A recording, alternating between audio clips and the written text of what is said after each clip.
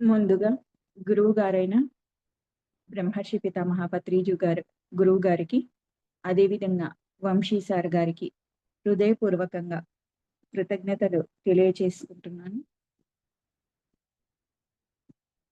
Okay masters, ఈరోజు మనం చెప్పుకునే టాపిక్ ఆధ్యాత్మిక పరీక్షలు. ఈ ఆధ్యాత్మిక పరీక్షల్లో మనం గెలిచామా, ఇంకా లేదా, అదే విధంగా మనం జన్మ సాఫల్యత పొందడానికి ఇవి చాలా మనకు ఉపయోగపడతాయి అన్నమాట. కాబట్టి మనం ఆ జన్మ సాఫల్యతను సాధించడానికి ఇవి ఈ మెట్లను మనం అధిగమించగలగాలి. వాటిని ఎలా అధిగమించాలి, ఎలా వెళ్తే మనం సాధిస్తాము అనేది మనం ఈరోజు తెలుసుకుంటాం. మనము మనం అందరం కూడా ఇక్కడ మనం క్లాస్ వింటున్న ప్రతి ఒక్కరు కూడా ఈ భూమి మీదకి వచ్చి ఇంత త్వరగా చక్కగా ఆధ్యాత్మిక వ్యక్తులుగా మారాము అంటే ఇదంతా కూడా ఈ జన్మలోది కాదనమాట.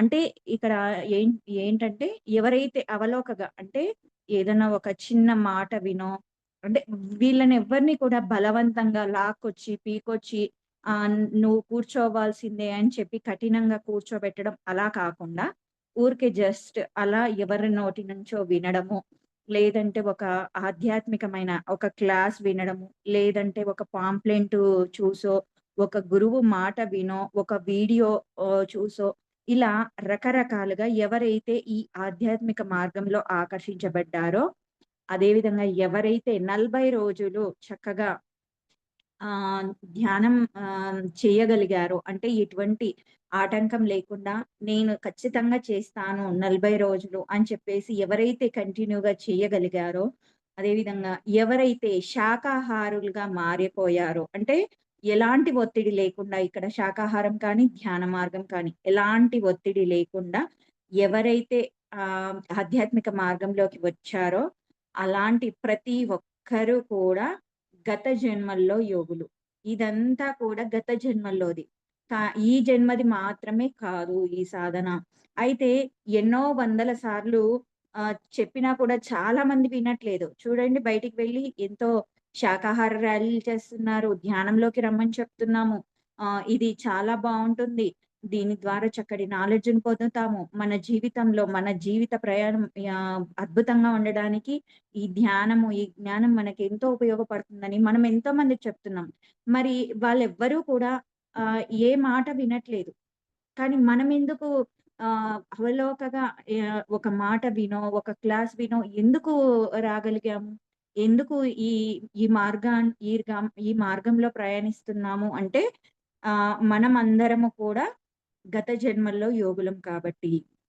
అయితే ఎన్నో జన్మల్లో నుంచి మనము ఈ ఆధ్యాత్మిక మార్గంలో ఉంటూ హిమాలయాల్లో తపస్సు చేసుకుంటూ, ఎన్నో కష్టాలు పడుతూ, ఎంతో యోగ సాధన చేసి, చివరికి పైకి వెళ్ళిన తర్వాత మాస్టర్స్‌ని అడిగామనమాట. మాస్టర్స్, నాకు ఇవ్వండి, మోక్షం ఇవ్వండి అని చెప్పేసి అడిగామనమాట.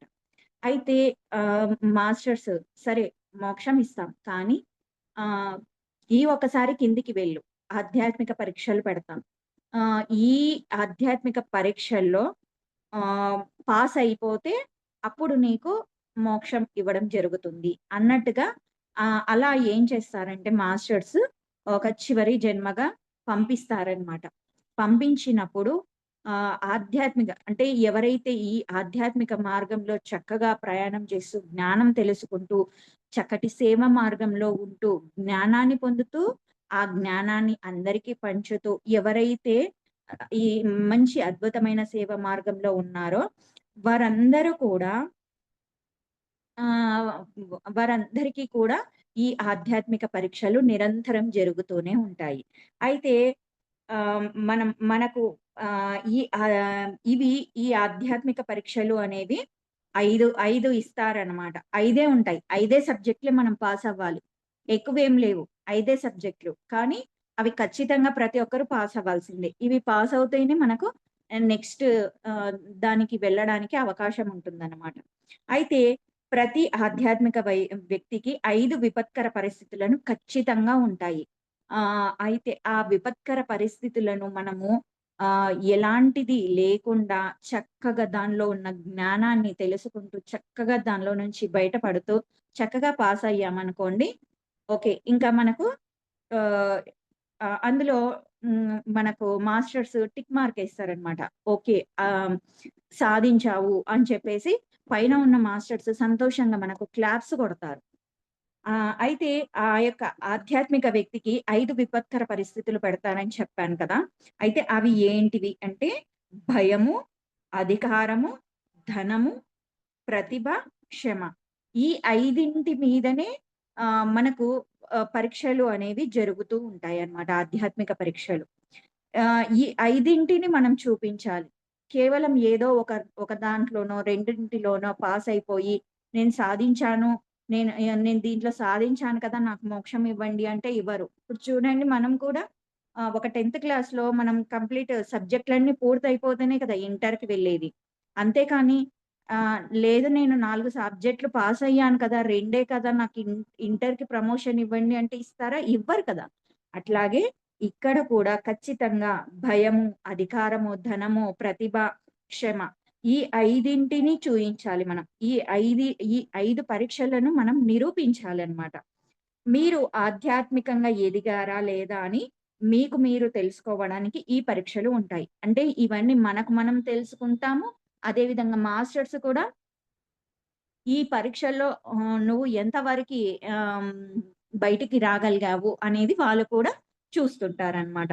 అయితే ఈ ఈ యొక్క పరీక్షల్లో మొట్టమొదటిది భయం గురించి తెలుసుకుందాం.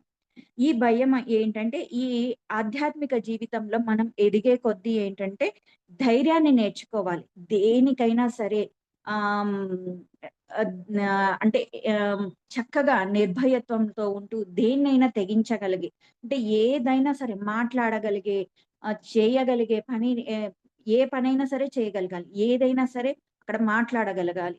ఆహ్, అది ధర్మమై ఉండాలి. ధర్మమైన పనే ఉండాలి. అలా అని ఏది పడితే అది కాదు. ఏదైనా సరే సాధించగలగాలి. ఏదైనా సాధించాలి అంటే ముందుగా కావాల్సింది ధైర్యము. చూడండి మనము నిత్య జీవితంలో మనం కళ్ళ ముందు ఏదన్నా ఒకటి చిన్న సంఘటన జరిగినప్పుడే ఒక్కొక్కసారి మనము చెప్పాలంటే భయపడతాం. అరే! నేను చెప్పొచ్చా లేదా? నలుగురు ఏమనుకుంటారో నా గురించి? నేనిక్కడ మాట్లాడొచ్చో లేదో? అని చెప్పేసి మనం వెనకంజ వేసే అవకాశాలుంటాయి. అలా కాదు. అంటే ప్రతి ఒక్క ప్రతి ఒక్క చోట కూడా మనకు ఈ భయాన్ని క్రియేట్ చే ఈ భయానికి సంబంధించిన పరీక్ష పెడుతూ, దాంట్లో నువ్వు ఎంత వరకు నెగ్గగలిగావు, నిన్ను నువ్వు నిరూపించుకోవాలనమాట. కాబట్టి మనకు ఈ భయానికి సంబంధించిన పరీక్షలు ఉంటాయి. అయితే ఇక్కడ మనకు ఎవరో మన దగ్గరి వాళ్ళు, బంధువులు, మన తోటివారు చాలా దగ్గరి వాళ్ళు చనిపోతారు. చనిపోయినప్పుడు నువ్వు భయపడుతున్నావా? అంటే నేను కూడా చనిపోతానేమో, లేకపోతే వాళ్ళేమైనా దయ్యాలయిపోయారో, ఇక్కడే ఉన్నారేమో, ఇలాంటి భయాలేమైనా ఉన్నాయా? ఎలా ఉన్నావు నువ్వు? అని మనకు మనం టెస్ట్ చేసుకోవాలి. అలా భయపడుతున్నామా లేదా? సెల్ఫ్ చెక్ చేసుకోవాలి. ఒకవేళ భయపడుతూ ఉంటే ఇంకా మనం భయాన్ని దాటలేదు అని మనం అర్థం చేసుకోవాలి. అంతేకాని ఇంకా భయాన్ని పెంచుకుంటూ ముందుకు వెళ్తే మాత్రం ఇంకా కింది స్థాయికి వెళ్తామనమాట.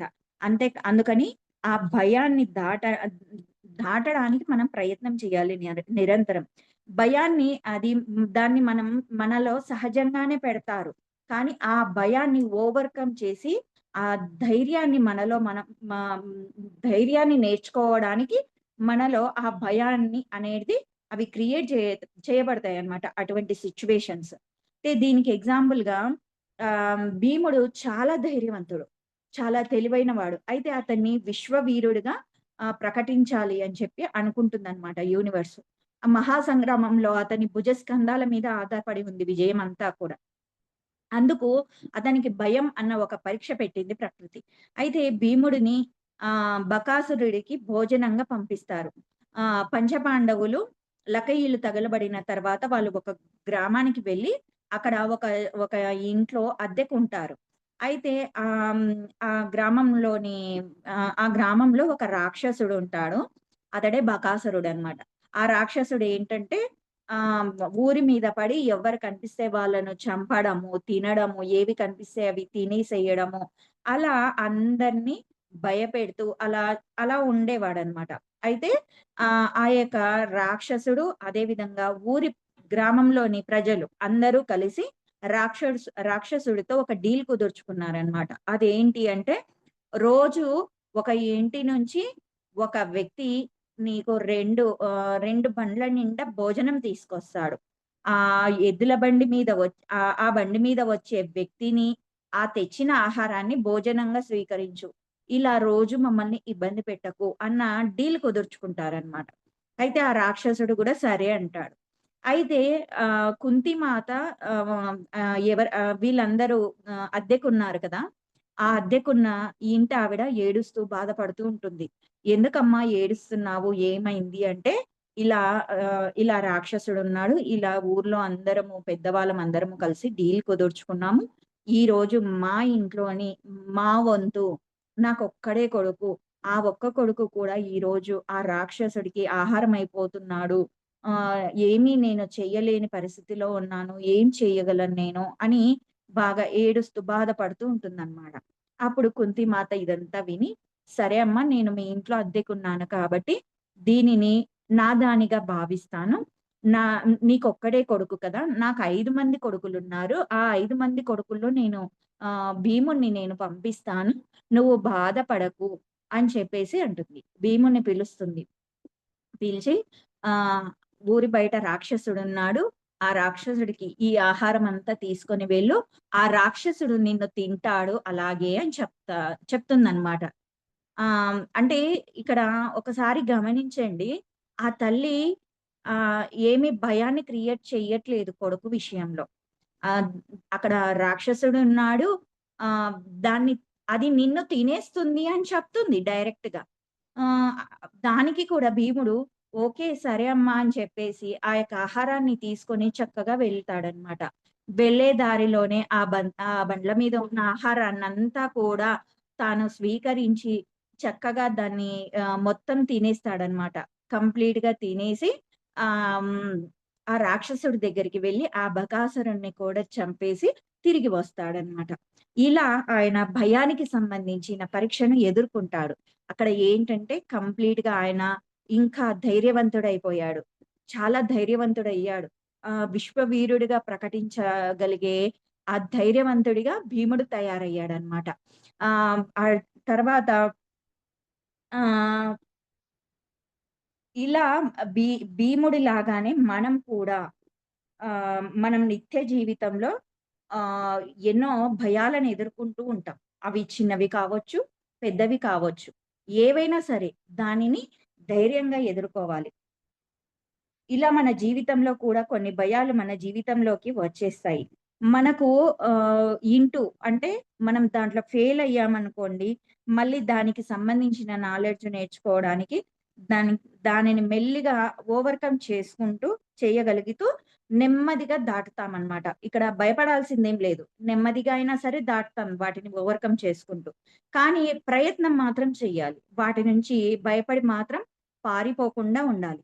మనం మన జీవితంలో భయాన్ని దాటడానికి ధైర్యాన్ని నేర్చుకోవాలి. కనుక సాధకుడుకి ఇవ్వబడే మొట్టమొదటి పరీక్ష ఈ భయం. అందుకే మీ ఇంట్లో కానీ, బంధువుల వల్ల కానీ, అప్పుల వాళ్ళ వల్ల కానీ, జబ్బులు, అనారోగ్యాల వల్ల కానీ, మరణాల వల్ల కానీ, ఈ భయం అన్నది మనకు క్రియేట్ చేయబడుతుంది. ఇది ప్రతి ఒక్కరికి చుట్టూతా ఉన్న సమాజంలో నిరంతరంగా జరుగుతున్న క్రియనే. కానీ సామాన్యమైన వ్యక్తుల గురించి కాదు. ఇక్కడ ఆధ్యాత్మిక పరమైన వ్యక్తుల గురించి మాత్రమే ఈ జ్ఞానాన్ని మనం పొందుతున్నాం. అయితే ఈ యొక్క భయాన్ని ఓవర్‌కమ్ చేయాలి అంటే ఇక్కడ పరీక్షలు ఏవేవి అనేది చెప్తున్నారు. ఆ పరీక్షలను మనం ఎలా చేస్తే దాన్ని ఓవర్‌కమ్ చేస్తూ పాస్ అవుతాము. ఆహ్, దా హ్మ్. ఈజీగా మనం ఆ భయాన్ని ఎలా దాటుతాము అన్నది కూడా మనకు ఈ క్లాస్‌లో చెప్తున్నారనమాట. ఈ భయాన్ని దాటాలంటే మనకు ఒకే ఒక్క మార్గము ఏంటి అంటే అభయము. అభయాన్ని మనం తెచ్చుకోవాలి. ఈ అభయం అనేది మనకు చాలా ఈజీగా మనం ఎవరి దగ్గర నేర్చుకుంటామంటే పిల్లల నుండి. పసిపిల్లల నుండి చక్కగా నేర్చుకుంటాం మాస్టర్స్. ఇక్కడ చూడండి పిల్లలకి ఏదన్నా భయం వేసిందనుకోండి వెంటనే వచ్చి అమ్మ, నాన్న అని చెప్పేసి వాళ్ళు మనల్ని బిగ్గరగా పట్టుకుంటారు. ఆ పిల్లలకు మన మీద అభయం ఉంది. మా అమ్మ ఉంది. మా నాన్నున్నాడు. నన్ను నన్ను కాపాడతాడు. నాకు ధైర్యం చెప్తాడు అన్న అభయం వాళ్ళలో ఉంది. అలా పసిపిల్లలు ఎలాంటి అభయంతో ఉన్నారో మనం కూడా ఆ దైవం యొక్క అభయంలో ఉండాలి. ప్రహ్లాదుడున్నాడు. ప్రహ్లాదుడు చూడండి తన తండ్రి ఎన్నో సార్లు చంపడానికి ప్రయత్నం చేస్తాడు. ఆ నారాయణ మంత్రం ఆపకపోతే నేను నిన్ను చంపేస్తానని ఎన్నో పరి విధాలుగా చంపడానికి ప్రయత్నం చేస్తాడు. ఎప్పుడైనా సరే ఆయన ప్రతి దాంట్లో నారాయణుడే ఉన్నాడు. నాకేంటి భయం? ఆ నారాయణుడే వచ్చి కాపాడాలనుకుంటే అని చెప్పేసి తండ్రికే జ్ఞానాన్ని బోధించేవాడుగా ఉంటాడు ప్రహ్లాదుడు. ఆ ప్రహ్లాదుడు ఎలా అయితే అభయత్వంతో అంటే ఎవరికి ఏ భగవంతుడు ఏ ఏ గురువు ఎవరి ఇష్టం ఉంటే వాళ్ళు, ఎవరికి ప్రియమైన వాళ్ళని వాళ్ళు అభయంగా పెట్టుకోవాలన్నమాట. ఒకరిని పెట్టుకోవాలి. మీకేదైనా భయం వేసినప్పుడు చక్కగా ఇంకా వారి చైతన్యానికి కనెక్ట్ అవుతూ అభయాన్ని పొందాలి. ఎప్పుడైతే ప్రహ్లాదుడు ఆ నారాయణుడి అభయాన్ని పొందాడో చక్కగా లక్ష్మీ నరసింహస్వామిగా వచ్చి ఆయన ప్రహ్లాదుడిని కాపాడాడనమాట. అలా మనం కూడా ఆహ్, ఈ అభయాన్ని భగవంతుడి నుంచి పొందాలన్నమాట. ఈ అభయం అన్నది అసలైన శక్తి ధైర్యానికి. అభయాన్ని ధైర్యంగా మార్చాలంటే అభయాన్ని కలిగి ఉండాలి. ఈ అభయం మన ఇష్టమైన దైవానికి ఉన్న ఫ్రీక్వెన్సీ తరంగాల ద్వారా వస్తుంది. మీరు అభయం పొందకుండా భయంతో జీవిస్తే మీ పరీక్షలో మీరు ఫెయిల్ అవ్వడం జరుగుతుంది. మరలా ఆ జన్మ తీసుకోవాల్సి ఉంటుంది. ఫెయిల్ అయితే ఏం ప్రాబ్లమ్ లేదు. మళ్ళీ జన్మ తీసుకొని మళ్ళీ ఈ పరీక్ష రాయాలి. ఇప్పుడు 10థ్ క్లాస్ ఫెయిల్ అయ్యాం. ఫెయిల్ అయినప్పుడు మళ్ళీ నెక్స్ట్ సెప్టెంబర్‌లో మళ్ళీ ఎగ్జామ్స్ ఉంటాయి. అప్పుడు ఫెయిల్ అయ్యామనుకోండి మళ్ళీ నెక్స్ట్ మళ్ళీ ఉంటాయి. అలా మనం కూడా ప్రతిసారి ఫెయిల్ అయ్యామనుకోండి ఈ జీవితంలో ఈ జన్మలో మనం కంప్లీట్ చేయలేదు. ఈ ఈ యొక్క పరీక్షలను. మళ్ళీ నెక్స్ట్ జన్మ తీసుకోవాలి. మళ్ళీ వాటిని పాస్ చేసుకోవాలన్నమాట. అలా మరలా జన్మ తీసుకోవాల్సి ఉంటుంది. మళ్ళీ అలాంటి భయాన్ని నేర్చుకునే ఎగ్జామ్స్ మళ్ళీ తీసుకొని రావాల్సి ఉంటుందన్నమాట మన జీవితంలోకి. ఇవన్నీ కూడా మనం చెప్పుకునే ఈ పాయింట్స్ అన్నీ కూడా నిరంతరం మన జీవితాల్లో జరుగుతున్నవే. నెక్స్ట్ భయ భయం కంప్లీట్ అయింది. ఇప్పుడు అధికారానికి సంబంధించిన జ్ఞానాన్ని తెలుసుకుందాం. ఇక్కడ ఏం చేస్తారు ఈ అధికారం అంటే, మిమ్మల్ని అధికార స్థానంలో ఉంచి, ఈ అధికారాన్ని మీరు ఎంత మంచి చేయడానికి ఉపయోగిస్తున్నారా? లేదా? అని పరీక్షిస్తారు. అంటే మీరు ఎంతవరకు మంచి చేయడానికి ప్రయత్నం చేస్తున్నారు? దీంట్లో ఏమైనా దుర్వినియోగం చేస్తున్నారా? అని చెప్పేసి పరీక్షిస్తుంటారనమాట. యూనివర్స్‌లో మీరు సరిగ్గా లేరు అనుకోండి. అంటే ఆ అధికారం విషయంలో సరిగ్గా లేరు అనుకోండి. అప్పుడు ఫెయిల్ అయిపోతారు. పైకెళ్ళిన తర్వాత పెద్ద ఎల్‌సీడీ స్క్రీన్‌లో చూయిస్తారు. చూడు నీకు అధికారం ఇచ్చాము. ఆ అధికారాన్ని నువ్వు ఎలా దుర్వినియోగం చేశావో చూడు అని చెప్పేసి మన స్టోరీనంతా అంటే మన జీవితంలో మనం చేసిన అన్ని విషయాలను ఆ స్క్రీన్ మీద చూయించి, సరే ఇప్పుడు నీకు మోక్షం ఇవ్వడం జరగదు. కాబట్టి మళ్ళీ నెక్స్ట్ జన్మ తీసుకో. దాన్ని సాధించి చూపించు అని చెప్పేసి పంపిస్తారనమాట. కాబట్టి భూలోకంలో నీకు అధికారం ఇస్తే నీ అధికారాన్ని దుర్వినియోగం చేశావు. దాష్టికాలు చేశావు. ఇష్టమొచ్చినట్లు చేశావు. ఏమి అనరు. మళ్ళీ వెళ్ళు నేర్చుకొని రా అంటారంతే. కాబట్టి చాలా మంది నాకే అధికారం ఉంది అని చెప్పేసి విర్రవీగుతూ ఉంటారు. మీ ఇంట్లో మీరు చాలా మంది ఏమనుకుంటారంటే నాకేం అధికారం ఉంది? నాకు ఏ అధికారం లేదు కదా! నేనొక సామాన్యమైన ఒక వ్యక్తురాలిని కదా! నాకు ఏ అధికారం లేదు. అని చెప్పేసి ఇలా అనుకుంటారు. అలా కాదు మాస్టర్స్. ప్రతి ఒక్కరికి అధికారం అనేది ఉంది. ఎలా అంటే మీ ఇంట్లో మీరు అధికారి. ఒక ఇంట్లో ఒక అత్తగారు ఉంటుంది. తను తన ఇంటికి వచ్చిన కోడల్ని విపరీతంగా బాధ పెడుతూ, ఇష్టం వచ్చినట్లుగా మాట్లాడుతూ, ఇలా ఇబ్బందులు పెడుతూ ఉంటుంది. ఆ వచ్చిన స్త్రీకి ఎటువంటి అధికారం ఉండదన్నమాట. ఇంట్లోని కుటుంబ సభ్యులందరూ కూడా తనపై అధికారం చేస్తారు. అప్పుడు ఆ తర్వాత ఆమె అంటే క్రమక్రమంగా ఆమె ఇంట్లోని వారందరూ కూడా పెద్దవాళ్ళైపోయి ఏదో ఒక రకంగా మరణానికి గురి కావడం అలా అవ్వడం వల్ల క్రమక్రమంగా ఈమె కూడా ఏమవుతుందంటే ఈమె అధికారంలోకి వస్తుంది. అప్పుడు ఈమె అధికారం ఈమె అధికారంలోకి వచ్చిన తర్వాత మళ్ళీ ఈమేం చేస్తుందంటే ఆమె అత్తగారు ఏదైతే చేసిందో అవే దాష్టికాలు చేస్తూ వస్తుంది. అంటే అధికారం చూపించడం మొదలు పెడుతుందన్నమాట. వాళ్ళ అత్తగారు పెట్టిన ఇబ్బందుల్ని తన కింది వారిపై చూపిస్తుంది. అధికారంలోకి రాగానే ఒకప్పటి కా ఒకప్పటి కోడలుగా నేను ఎన్ని ఇబ్బందులు పడ్డాను అన్న సంగతి మర్చిపోతుంది. ఒకప్పుడు ఇబ్బంది పడింది. కానీ అవన్నీ మర్చిపోతుంది. ఈ అధికారం ఎవ్వరి స్థాయిలో వారికి ఇవ్వబడింది. ఒక ఆహ్, భార్యగా, ఒక భర్తగా, ఒక ఒక బా బా ఒక తల్లిగా, అదే విధంగా ఒక గురువుగా, ఒక టీచర్‌గా, రకరకాలుగా మనకు ఇప్పుడు జాబ్స్‌లలో బాస్‌గా రకరకాల అధికారాలన్నది ఎవరికి ఎవరి వ ఒక్కొక్కరికి ఒక్కొక్క స్థాయిలో ఇవ్వబడిందనమాట. అందుకే ఈ అధికారం అన్నది ప్రతి ఒక్కరిలో ఒక భాగంగా ఉంటుంది. ఆ అధికారం మళ్ళీ ఎవరిస్తారు అంటే యూనివర్సే ఇస్తుంది. ఈ అధికారం కూడా మనకిచ్చి టెస్ట్ పెడుతుంది. ఇందులో ఎలా ఉన్నావు అని చెప్పేసి ప్రతి ఒక్క దానిని రికార్డ్ చేస్తూనే ఉంటారు. ఎందుకంటే మళ్ళీ ఆ రికార్డ్ అంతా కూడా మనం పైకి వెళ్ళిన తర్వాత మాస్టర్స్ నాకు మోక్షం ఇవ్వండి అంటే ఆ రికార్డ్ చూయించాలి కదా! కాబట్టి ప్రతి ఒక్కటి కూడా రికార్డ్ చేస్తారు. రికార్డ్ చేసి తిరిగి మళ్ళీ మనకు చూపిస్తారు. అందుకే అధికారంలో ఉండి మీరు మరింత మందికి మంచి చేస్తున్నారా లేదా అని ఆహ్, స్కాన్ చేసుకోవాలి. మనల్ని మనం చెక్ చేసుకోవాలి నిరంతరం కూడా. దీనికి ఎగ్జాంపుల్‌గా జనకుడు తన అధికారాన్ని ఎప్పుడు సేవకే వాడేవాడు. దుర్యోధనుడు దుర్యోధనుడు అధికారంలోకి రాగానే వాళ్ళను పాండవులను ఎలా చంపాలి అని చెప్పేసి ఎత్తులకు పై ఎత్తులు వేస్తూ దాంట్లోనే సరిపోయింది. ఇక ప్రజల గురించిన, ఆ రాజ్యం గురించిన ఆలోచన ఏదీ లేదు.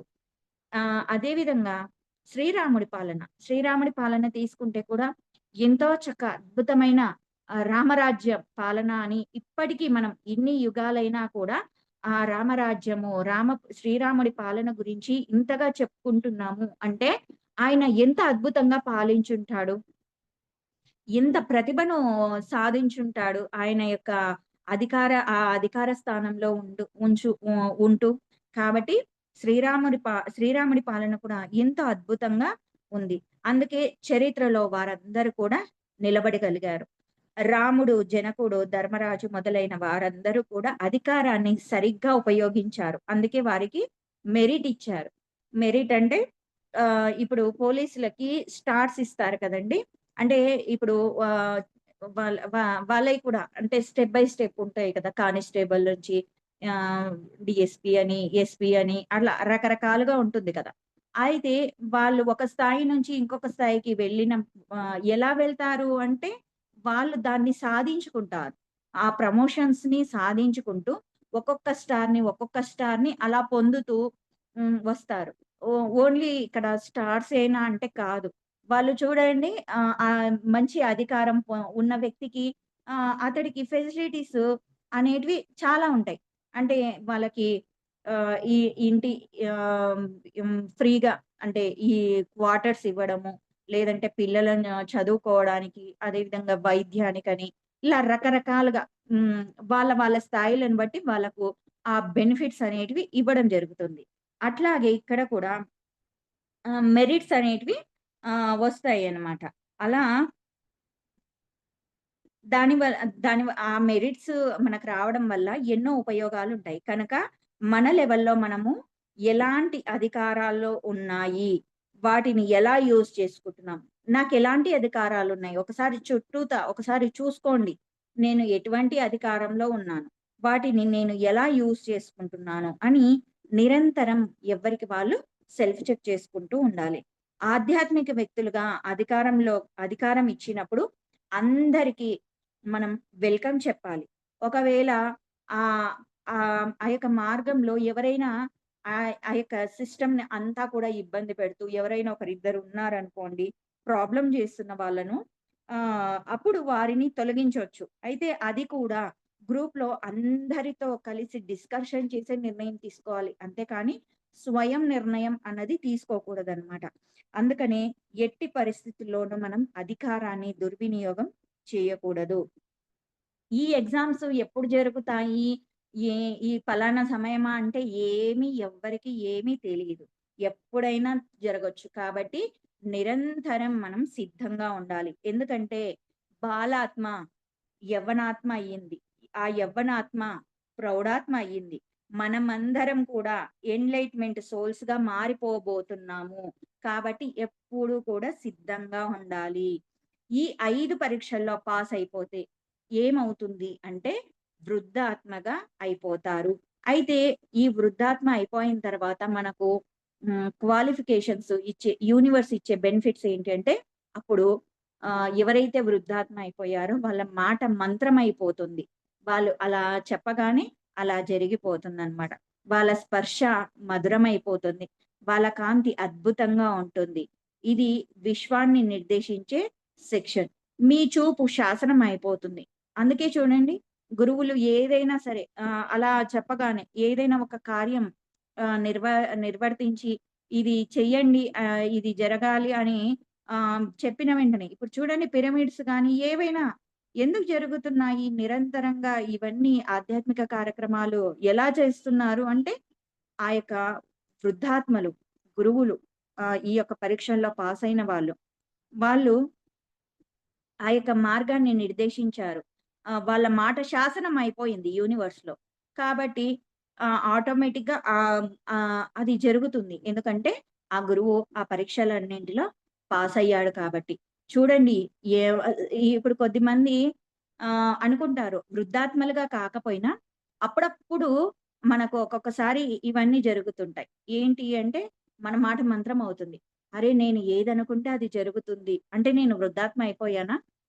లేకపోతే నేను ఎవరినైనా ఇలా స్పర్శిస్తే చాలు, వాళ్ళు చాలా అంటే ఎవరినైనా కలిస్తే చాలు, బావుందండి. మిమ్మల్ని కలిస్తే చాలా బావుంది. చాలా ప్రశాంతంగా ఉంటున్నాము.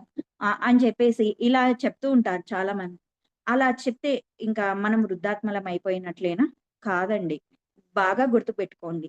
ఆటోమేటిక్‌గా మనము మెడిటేషన్ చేస్తూ ఇందాకే చెప్పుకున్నాం. బాల్యాత్మ యవ్వనాత్మ అయింది. యవ్వనాత్మ ప్రౌఢాత్మ అయింది. అంటే ఒక్కొక్క దశకి మనం చేరుకుంటున్నప్పుడు ఆటోమేటిక్‌గా ఒక్కొక్క బెనిఫిట్ అనేది మనం పొందుతుంటాం.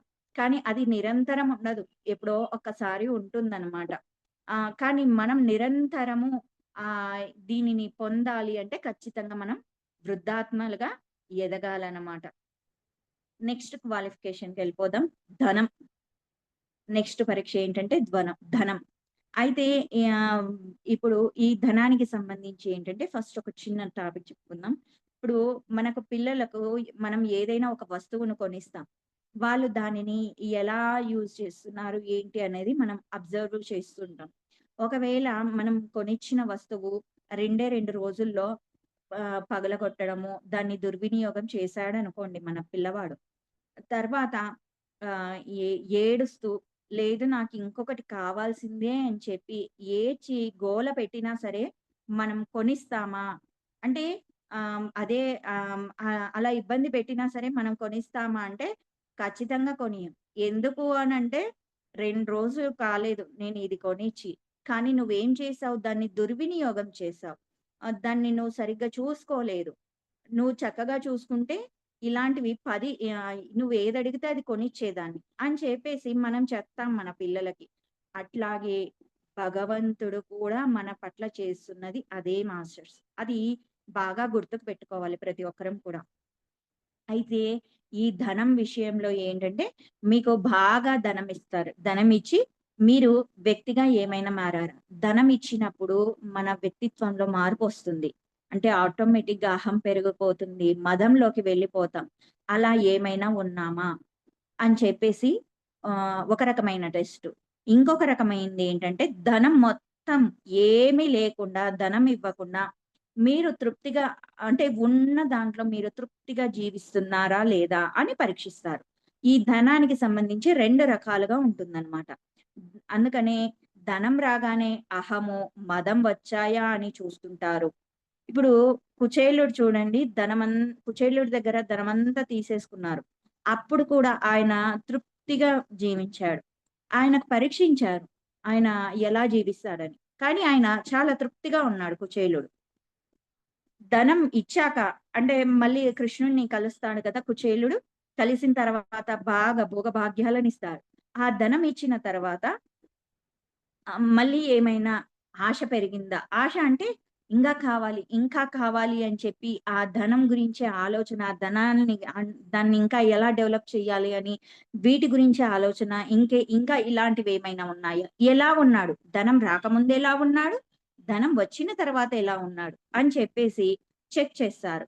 ఈ కేవలం 5 సబ్జెక్టులు కాకపోతే ఖచ్చితంగా వీటిలో మనం అవ్వాలన్నమాట.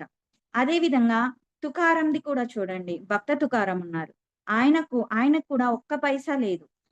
పొలంలో పంట పండిస్తాడు. చెరుకు చాలా చక్కగా పండుతుంది.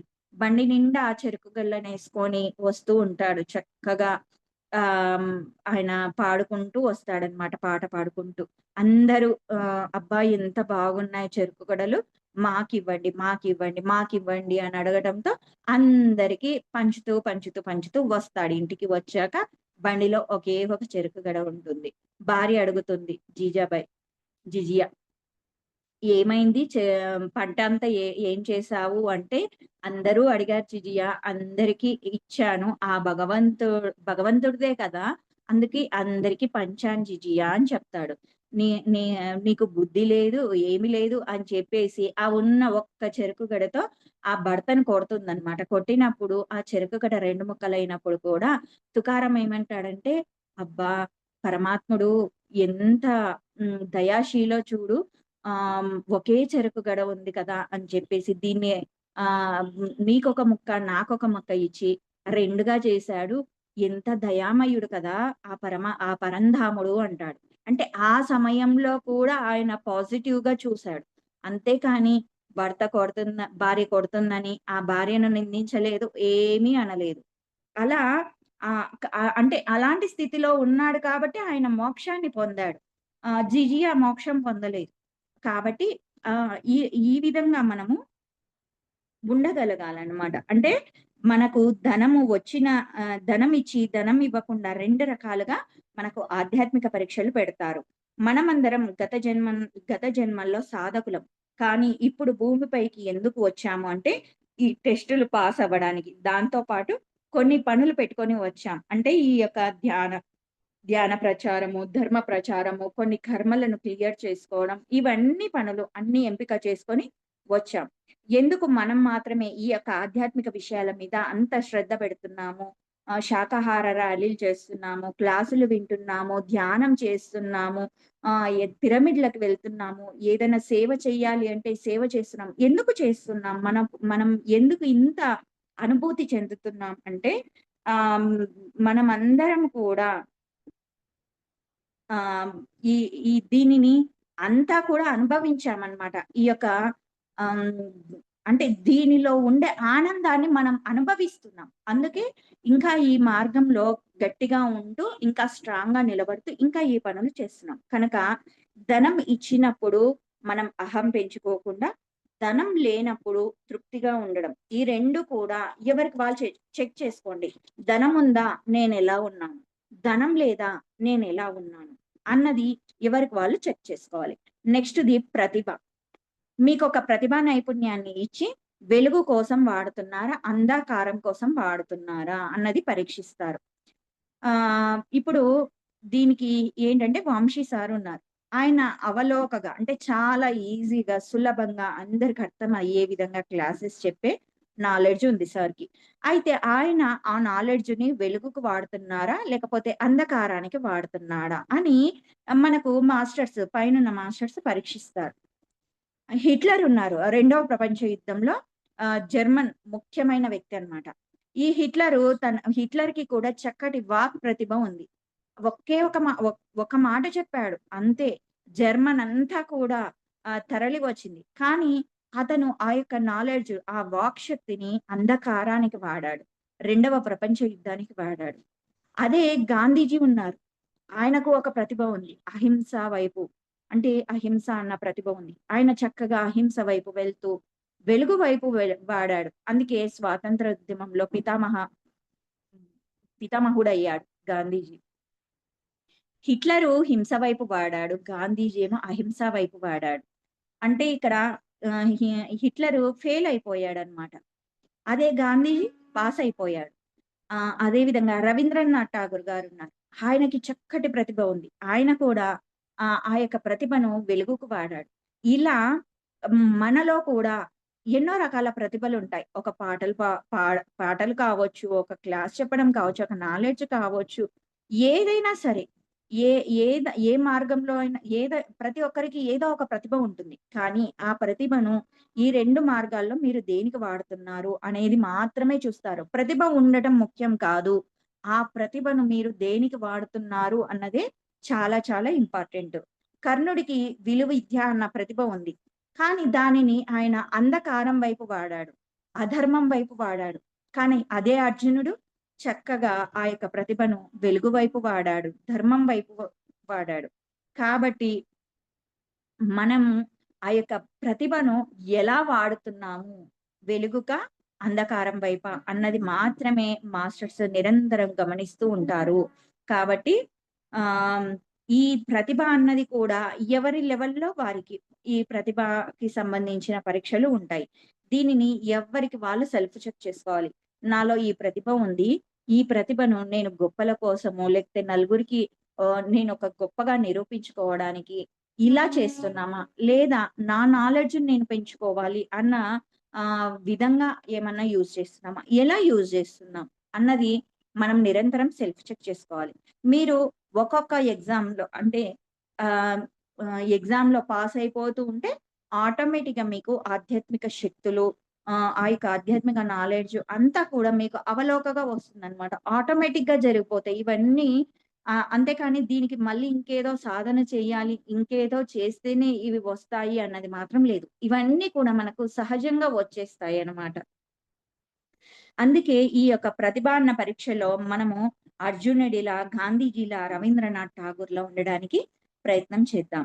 అదే విధంగా లాస్ట్ పరీక్ష ఏంటంటే క్షమించడం. ఇది అస్సలైన టెస్ట్ అన్నమాట. ఇది చాలా మంది దీంట్లో ఫెయిల్ అయిపోతూ ఉంటారన్నమాట. అయితే ఇక్కడ ఏం చేస్తారు మాస్టర్స్ అంటే, ఇక్కడ సిట్యుయేషన్స్ క్రియేట్ చేస్తారు. మీకు బాగా సన్నిహితుల చేత మిమ్మల్ని బాధ పెట్టిస్తారనమాట. మనము ముందుకు వెళ్తుంటే మన తోటి వారి మనకు అడ్డుపడుతూ ఉంటారు. అప్పుడు వారిని ద్వేషించకుండా, వారి గురించి చెడుగా ఆలోచించకుండా, వారిని క్షమించి సరియైన పద్ధతిలో వారిని తిప్పగలిగితే అంటే వారి స్థితిని మార్చుకోవడానికి మనం సహాయం చేయడము, లేకపోతే మనం అవకాశం ఇవ్వడము చేస్తే, మనం ఆటోమేటిక్‌గా పాస్ అయిపోతాం. క్షమ అన్న దాంట్లో పాస్ అవ్వాలి అంటే, దీనికి మెయిన్‌గా కావాల్సింది అవగాహన. అంటే అవతలి వారిని మనం అర్థం చేసుకోవడము. అంటే మనల్ని ఇబ్బంది పెడుతున్నారంటే, వాడి స్థితి అంతే. వాడలాగే ఉంటాడు. నేను దాన్ని తీసుకోవాల్సిన అవసరం లేదు. నా ఎదుగుదల నాది అని చెప్పి మనం కంప్లీట్‌గా మన ఎదుగుదల వైపు మన ప్రయాణం ఉండేలా చూసుకోవాలి. ఇలా మనం ఎదుటి వారిని అర్థం చేసుకోవాలి. దీనికి ఎగ్జాంపుల్‌గా భృగు మహర్షిని తీసుకుందాం. భృగు మహర్షి విష్ణుమూర్తిని కాలుతో తన్నాడు. విష్ణుమూర్తి ఆయన్ని క్షమించాడు. ఎందుకు అంటే భృగు మహర్షిని విష్ణుమూర్తి చక్కగా అర్థం చేసుకున్నాడు. అర్థం చేసుకున్నాడు కాబట్టే పాపం వాడికి భార్యతో ఈ ఈ విధంగా జీవించే అవకాశం లేదు. భార్యతో మాట్లాడే అవకాశం లేదు. ఎంతసేపు యూనివర్స్ కోసం ఏదో పని చేస్తూ ఆ యొక్క ఋషులుగా ఉండడము, మహర్షులుగా ఉండడం, తపస్సు చేసుకుంటూ ఉండడం ఇలాగే ఉన్నాయి. పాపం జెలసీ ఉంటుంది వాళ్ళ లోపల కూడా. జెలసీ ఫీల్ అవుతున్నాడు. పాపం అని చెప్పేసి అర్థం చేసుకున్నాడు విష్ణుమూర్తి. అలా కాకుండా నన్ను తంతావా అని చెప్పి కోపం తెచ్చుకొని అరవడము, నిందలు వేయడం చేశారనుకోండి ఎగ్జామ్ ఫెయిల్ అయిపోతాం. అంటే మనము నిత్య జీవితంలో కూడా మనకి ఇటువంటి సంఘటనలు జరుగుతూనే ఉంటాయి. అప్పుడు మనము పాస్ అయితున్నామా? ఫెయిల్ అవుతున్నామా? మనం దానికి రియాక్ట్ అవుతున్నామా? లేదా సైలెంట్ అయిపోయి ఎదుటి వారిని క్షమించగలుగుతున్నామా? ఎలా ఉన్నాము అన్నది మనకు మనకు మనం చెక్ చేసుకోవాలి. ఇవన్నీ కూడా మనకు పురాణాల ద్వారా మనకు ఎంతో చక్కటి జ్ఞానాన్ని అందిస్తూ ఉన్నారు. కానీ మనం వాటిని అర్థం చేసుకోకుండా సరికాని జీవితాన్ని జీవిస్తున్నాం. అంటే ఈ క్షమించే తత్వం కానీ, ఏదైనా సరే ఇవన్నీ కూడా మనకు పురాణాల ద్వారా ఎంతో చక్కగా చెప్తూనే వస్తున్నారు మనకు మాస్టర్స్. మనకు ఇవ్వబడ్డ పరీక్షల్లో ఫెయిల్ అయితే మళ్ళీ ఇంకొక సిట్యుయేషన్‌కి రెడీ అవ్వాలి. అంటే ఈ ఈ ఇప్పుడు ఇవ్వబడిన సిట్యుయేషన్‌లో మనం ఫెయిల్ అయ్యాం. ఏమవుతుంది మళ్ళీ నెక్స్ట్ ఇంకొక సిట్యుయేషన్‌కి మనం రెడీ అవ్వాలి. ఈ 5వ పరీక్ష మనకు చాలా చాలా ఇంపార్టెంట్ అన్నమాట. దీంట్లోనే చాలా మంది కూడా ఫెయిల్ అయిపోతారు. ఆధ్యాత్మిక వ్యక్తుల మధ్య జరిగిన యుద్ధాలు అన్నీ కూడా ఈ ఒక్కటి లేకపోవడం వల్లే జరిగాయి. ఇందులో ఫెయిల్ అయిపోతుంటూ ఉంటారు. ఇప్పుడు చూడండి ఎ ఎ ఆధ్యాత్మిక మార్గంలో ఉండి ఎన్నో యుద్ధాలు ఎందుకు జరుగుతున్నాయి అంటే కేవలం ఈ క్షమాతత్వం లేకపోవడం వల్లనే. ఎదుటి వారిని అర్థం చేసుకోలేకపోతున్నారు. మా గురువు గొప్ప అంటే మా గురువు గొప్ప. మా మతం గొప్పదంటే మా మతం గొప్పది అని ఇలా ఎవ్వరికి వాళ్ళు గొప్పలు చెప్పుకోవడము, ఎదుటి వారిని క్షమించలేకపోవడం, అర్థం చేసుకోలేకపోవడం కారణంగానే ఈ యుద్ధాలన్నీ కూడా జరుగుతున్నాయన్నమాట. ఇందులో ఫెయిల్ అయిపోతూ ఉంటారు. అదే విధంగా వశిష్ఠుడు కూడా తన యొక్క 100 మంది కొడుకులను విశ్వామిత్రుడు ఒక రాక్షసుడిని క్రియేట్ చేసి చంపిస్తాడన్నమాట. అయినా సరే అది నా ప్రారబ్ధము. నా వాస్తవానికి నేనే కారణమన్నాడు. అంతేకాని విశ్వామిత్రుడిని ద్వేషించలేదు. ఒక్క మాట అనలేదు. యుద్ధం చెయ్యలేదు. కావాలనుకుంటే వశిష్ఠుడికి ఎంతో జ్ఞానం ఉంది. శపించొచ్చు, యుద్ధం చేయవచ్చు, ఏమైనా చెయ్యొచ్చు. కానీ ఒక్క మాట కూడా అనలేదు. అందుకే వశిష్ఠుడు శ్రీరాముడికి గురువు కాగలిగాడు. కనుక వశిష్ఠుడిలా మనం క్షమించగలగాలి.